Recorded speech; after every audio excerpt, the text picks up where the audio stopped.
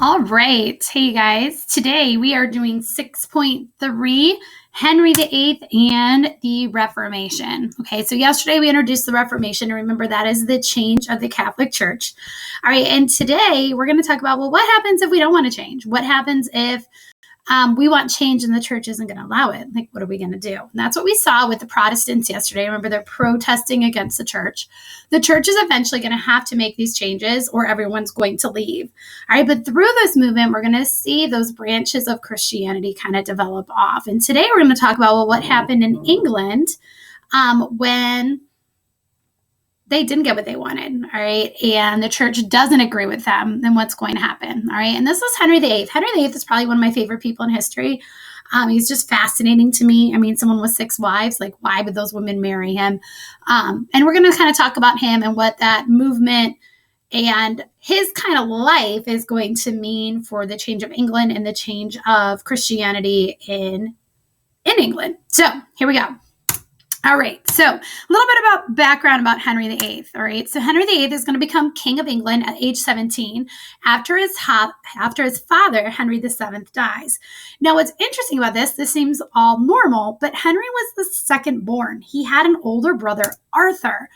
So Henry was raised with the idea that he was never going to be king, right? His brother was going to take over, and then his brother's kids would go after him, and Henry would just be this, kind of royal guy, but never in charge. So he was treated very differently than his brother because he was never going to take the throne. He was spoiled. He was educated a little differently. All right. But Arthur actually dies 7 years before his father does.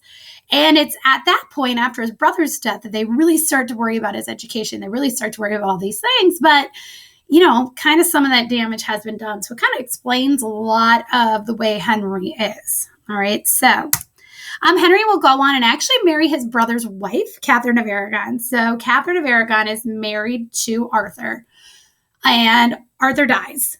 And then Henry's like, well, I'm going to marry my brother's wife.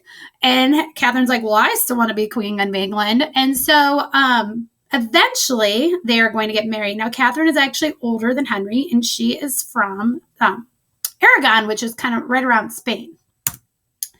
All right, his divorce of Catherine and the 5 wives that follow make him one of history's most fascinating kings. All right, and that's kind of what we're going to focus on here. Now, obviously, this isn't stuff that's in a textbook. This is kind of the juicy stuff that I like to share. So be mature about it. All right, and we'll talk about his 6 wives. All right, so this is going to start the Reformation in England. All right, so we're going to do each wife. All right, so this is wife number 1, Catherine of Aragon, and I'm always going to put right next to it what happens to her. All right. Does he divorce her? Does he have her beheaded? Or does she die? Or does she survive? All right. Those are our outcomes. So wife number 1 is Catherine of Aragon. He is married to her the longest. And remember, this is his brother's wife. Brother dies. Henry marries her. All right. So like I said, he's originally married to Henry's brother Arthur, but he dies of the sweat. Henry wants to divorce her since she's not producing an heir. So Catherine has many pregnancies, and a lot of them end in miscarriages or stillborns. She eventually has a daughter, Mary. If you've heard the rhyme or the riddle or folklore of Bloody Mary, that's her. All right. She eventually will become Queen of England, but we'll get to that later. All right. Anyway, Henry decides that Catherine's not producing an heir. After they have Mary, she gets pregnant a couple more times, but she's older, and it's looking like he is not going to get that male son that he wants, all right? Because he knows what happened to his brother. His dad died young. He wants to make sure he has someone in line of succession. Remember, a queen, someone taking a woman inheriting the throne, really hasn't happened yet. It will, but not yet. All right. So Henry decides he wants to divorce from his wife. Now, she does not want to. She is a devout Catholic. She says absolutely not. God doesn't allow it. Okay. But he is adamant that he wants this divorce. He goes to the Pope. Maybe. And the Pope refuses to grant his wish, and this angers Henry. So in 1534, Henry decides that he's going to be the head of a new church, and this is the Church of England.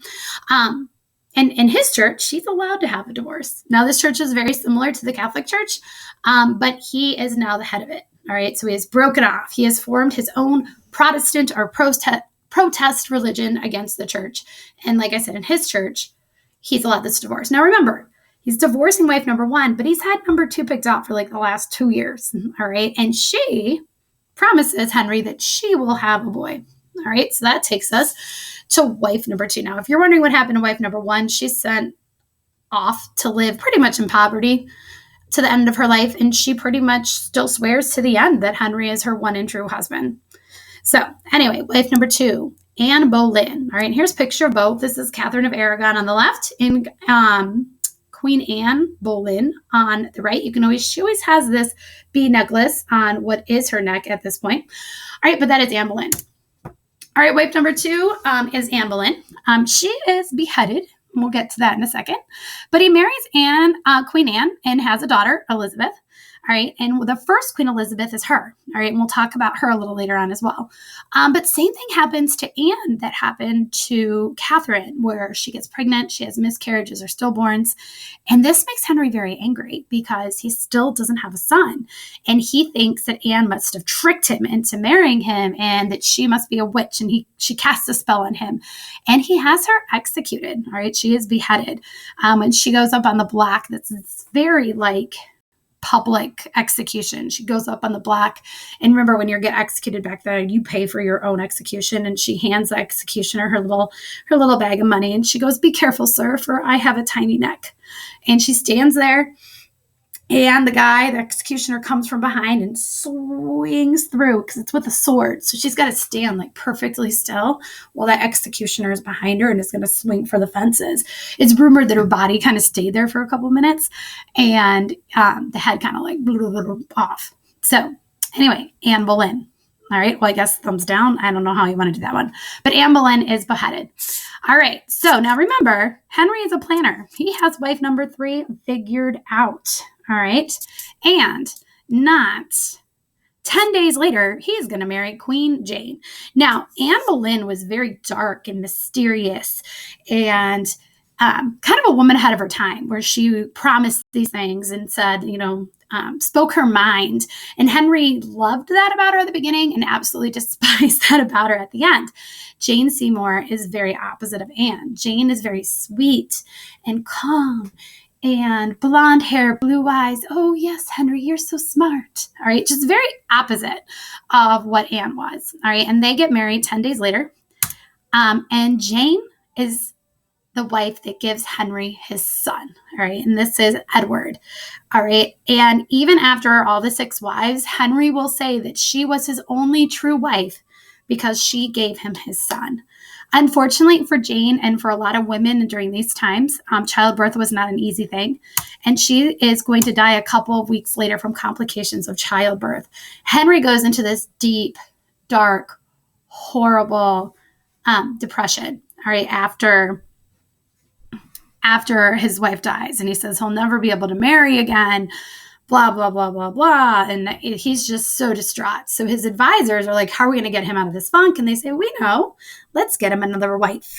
All right. And so in comes Anna Cleves. Now, Anne is picked. All right. Henry's like, "I don't care who I marry. Find me someone. I'm too distraught. I'll never love anyone like I loved my Jane." And so they're like, "Okay." And they pick out Anne of Cleves. And he says, "Well, I just want to see a picture of her." Well, remember, there's no cameras. There's no phones. How is he going to get a picture? So he sends a famous artist to paint a portrait of her. Well, when he gets the picture, he says, "All right, I guess that'll work." And they schedule the wedding. Remember, they have not met. All right. And when she comes for the wedding, he looks at her and says, "I like her not." And during the whole ceremony, his arms are crossed. He's tapping his foot because he is just says he's not attracted to her. And he calls her the Flanders mare, which literally translates to like horse face. All right. And he says he loves her like a sister, not a wife, which, like friend code, right?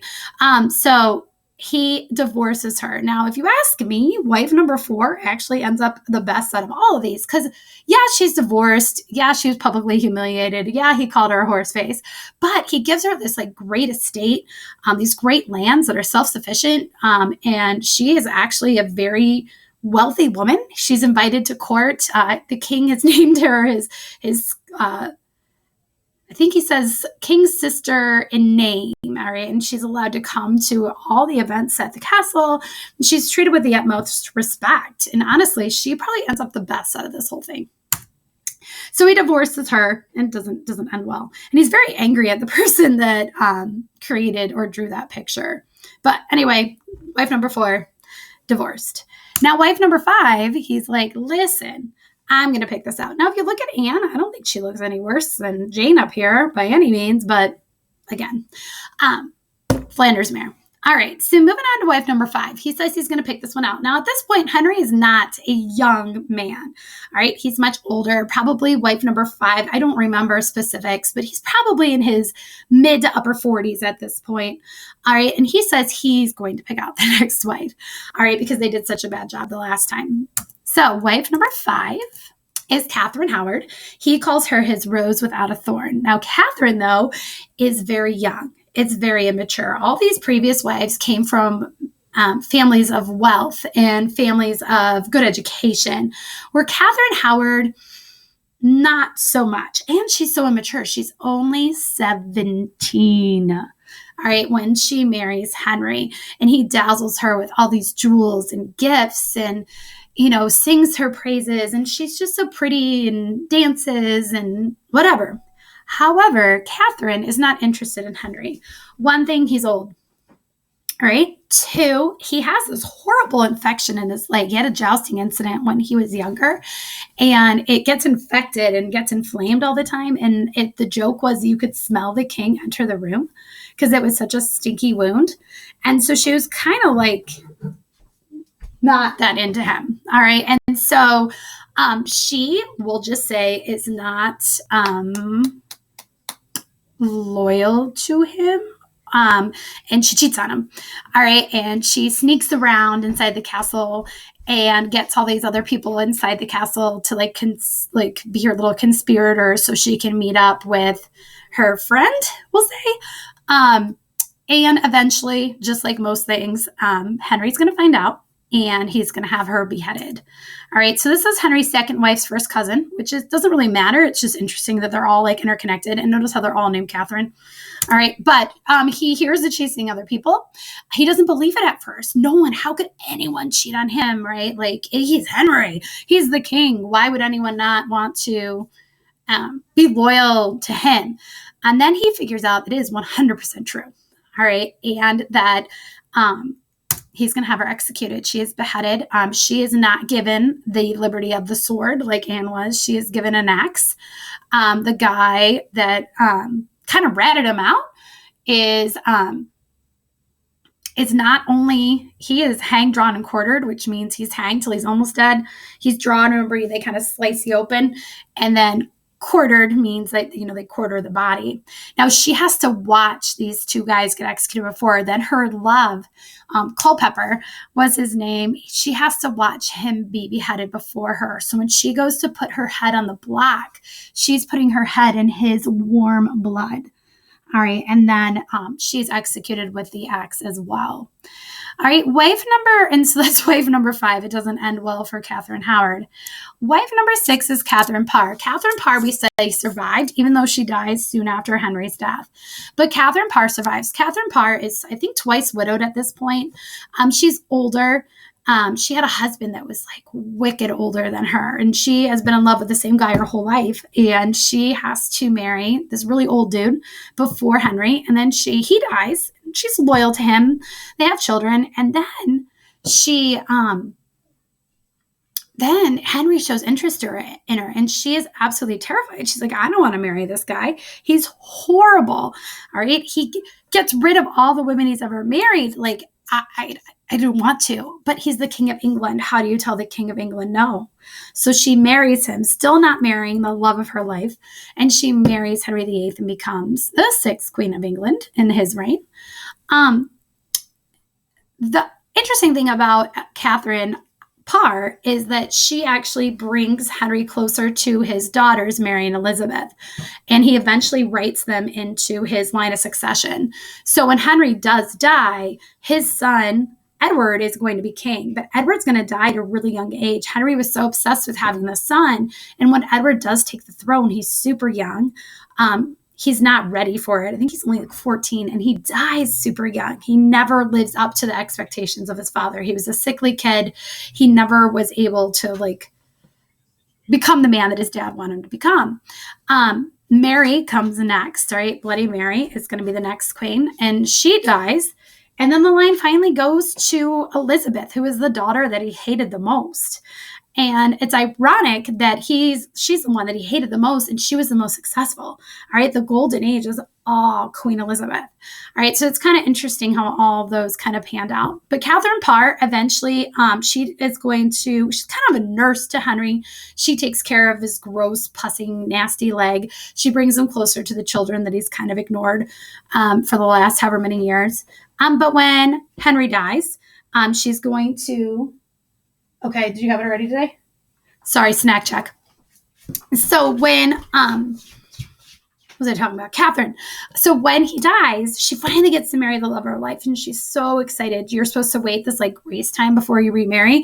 She remarries right away. She gets pregnant right away. And then they're like sad, and like all these exciting things are happening to her. And then she dies while giving birth to their daughter. So it's kind of a sad, tragic ending for her too. All right. But that takes us through wife number 6. All right. And you can see this is Catherine Howard at the top. All right. Who was beheaded. And then Catherine Parr down here.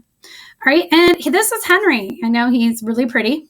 But Henry VIII, it's not just that he had all these wives. It's that he started his own church. This was unheard of, guys, at this point. Because the church wouldn't bend to him, he says, well, forget you, church. I don't need you.